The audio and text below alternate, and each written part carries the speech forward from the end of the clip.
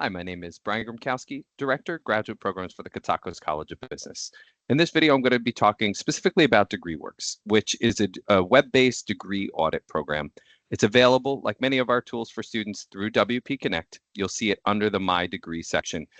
You can log into your account, and you'll be able to see what is really a 10,000-foot view of all of your degree requirements for your program. There's some other information, including your concentration, the modality that you've chosen for your program, your financial aid counselor, if it's applicable and one has been assigned, your current graduate GPA, and then your degree requirements are there as well. So it is a very helpful tool, but I would caution that it does have some limitations, and it is intended to be used in tandem with the degree map that you've selected for yourself. And we'll talk about that in a moment. If you were waived from anywhere from 1 to 6 of our Business Foundation courses, you will note that they will show with an EX next to them if it's applicable. That'll mean that you're excused from that degree requirement. You do not have to take that course. If you were waived from anywhere from 1 to 6, it's important to note that you can safely ignore the degree progress percentage that shows at the top in DegreeWorks. And if you get towards the back end of your degree, and are nearing graduation, you could ignore the C advisor tag that may pop up and any discrepancy between credits required and credits applied. Basically, the system can't smoothly account for the fact that you were waived from some of the degree requirements. It'll never show as 100%. I do frequently hear from students as it gets closer to graduation who are nervous. I'm very happy to reaffirm that that's not something you need to worry about. The hope is perhaps hearing that on the front end will give you some peace of mind, but certainly if you are nervous around that time, you can reach out. I'm happy to confirm that for you. So again, while helpful, this is not intended to replace the degree map that you've selected. There are things that are being taken into account by your degree map that are not readily available or easy to see when you're looking in DegreeWorks. A couple examples are prerequisite requirements for courses are taken into account for your degree map. The order in which you should be taking classes to ensure you don't hit any barriers when you try to register. It's taking into account the projected availability for courses in future sessions. Sometimes students overlook that, don't pick a degree map for themselves, jump right into DegreeWorks, start registering for courses based on their degree requirements. And while that can work, you may hit some landmines as you go through and inadvertently try and register for a class before you've completed the prerequisite for it, or assume that a course will be registered in the fall semester, for example, and then find it's not offered again until the spring.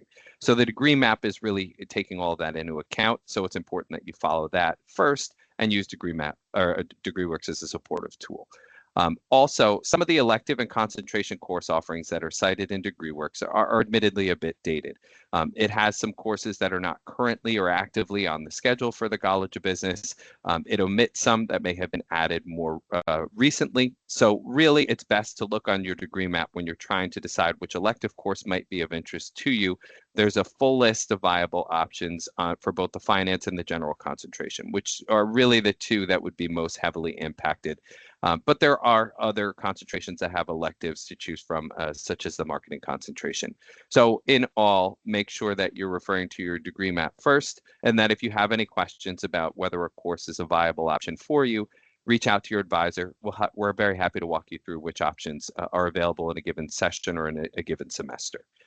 And then again, for the sales strategy as well, make sure that you refer to your degree map. There are some courses that have been approved for students to take in lieu of 1 or 2 or 3 of the current courses that show as degree requirements that might not necessarily be on the schedule. So if you look at your degree map, that'll include those courses and that'll take into account when they are available versus looking at DegreeWorks and seeing a course that might not currently be on the schedule for that academic year. And then some viable elective course options may show as a free elective in DegreeWorks, but may not automatically apply when you've registered for the course or completed the course. That's not something you need to worry about. If you see it showing up at the bottom and it's showing as a free elective, we will often catch those ourselves and we will submit what's called a program adjustment, which is just simply letting the registrar's office know that you've completed a course that fulfills an elective requirement. They will make a slight adjustment in behind the scenes and that will apply to the correct area of your degree. And we do have times where a student will notice it and let us know. Again, we'll submit that program adjustment. It's a common transaction. It's nothing you need to worry about. Just let us know if you happen to see it. We'll make sure it gets applied to the correct place. And then graduate courses where a C- grade or below is earned will not automatically count towards your degree. A C- grade is one where we will submit a program adjustment and have that course applied. That is considered a passing grade for the College of Business for a graduate course. Any course earned with a D grade or lower is considered a failing grade for a graduate course, and you would need to repeat that course in the future. So just bear that in mind as well. But if you see a course where a C- grade was earned, just let us know. We'll submit the program adjustment. The registrar's office will make the necessary change, and if we see it, we do the same. And just let us know. And then finally, a C- grade, like I said, would need to be, or below a C- grade, would need to be repeated in the future. So I can't stress enough, DegreeWorks is a very helpful tool, and I encourage students to familiarize themselves with it, to access it, to get used to it. If you have any questions, reach out to us. It is not all-inclusive and entirely comprehensive. The degree maps are really accounting for a lot of variables, and we're very careful when we're creating the degree maps to provide you with a document that you can lean on and rely on from start to finish that also gives you a visual of your degree. But DegreeWorks is also very helpful to step back and say, okay, what requirements do I have left? How many courses have I completed? What is my GPA?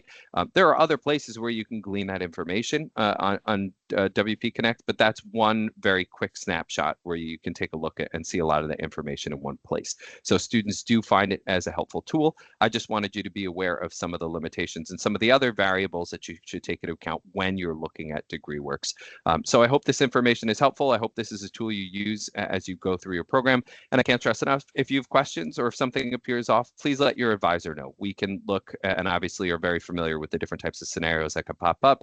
We'll make sure anything that needs to get taken care of is taken care of, and that you're on your way towards completing your degree and graduation. So I hope this video was helpful. Thank you for viewing and enjoy the rest of your day.